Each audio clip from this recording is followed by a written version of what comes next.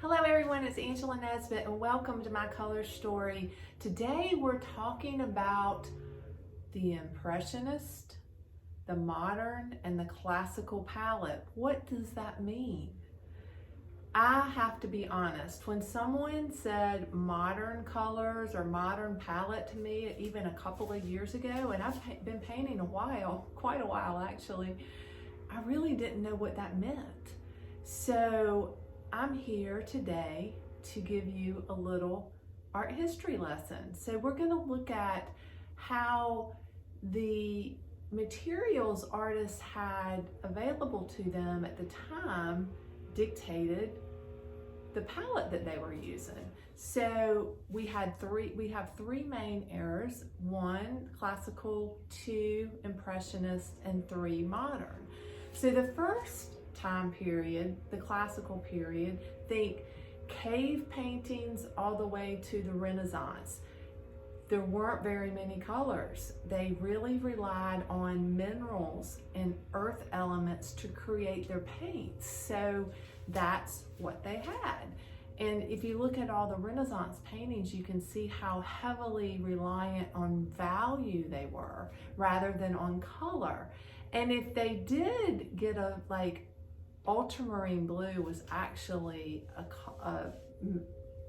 made back in the Renaissance period, but you rarely saw it because it was so expensive to make. So only royalty or something incredibly high up in the religious order of a culture were they able to use even a blue. So they were very, very limited and they really relied on value. So the next period of time was the Impressionist period. The Impressionist period was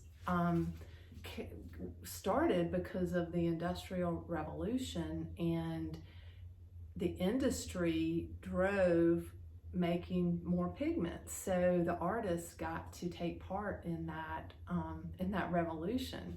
So they were able to create all of these pigments, and they were also transportable. So it was just a huge game changer.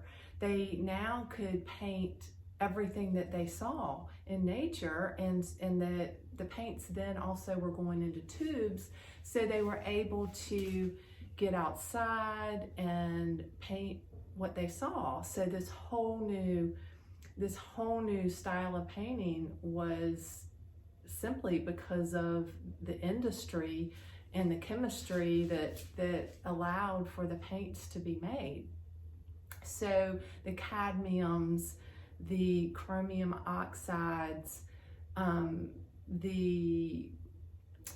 cerulean blues, all those colors were Prussian blue. There's so many were a part of that movement, and it was just amazing. And also the Impressionist palette really allowed for changes in value. So like a cad yellow would be a cad yellow light, medium, and deep. So it was changing the value, which was really made it a lot faster for painters outside and to be able to really work with their paints. So it really opened up the doors for art. And then the next period of time was the late 19th century, and industry again was driving things to for printing and all kinds of industrial uses. So again, more pigment became available, different ways of making pigment, and these were much more heavily made in the lab, and they tend to be much brighter in intensity, and they're often more transparent than the Impressionist colors, and it just opened up another whole window for artists. So you have quinacridones, phthalos, all Hansa, all those colors that have kind of really dioxazine, really kind of quinacridone, kind of hard to pronounce or hard to spell words. Those are typically all modern colors. So we had these three different errors, impacting art. And so what do we choose?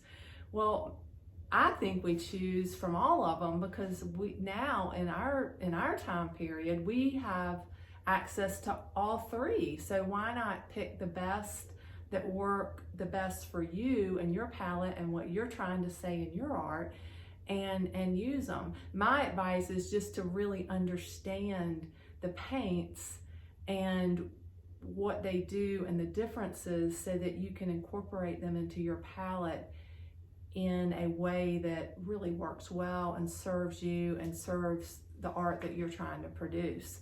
Next week, we're going to look a little closer into the differences of these three palettes in a quick demo. So be sure to tune in for that, because that really kind of brings it into more focus, and you can really see what some of the differences are and what you might like or not like. So I encourage you to check that out.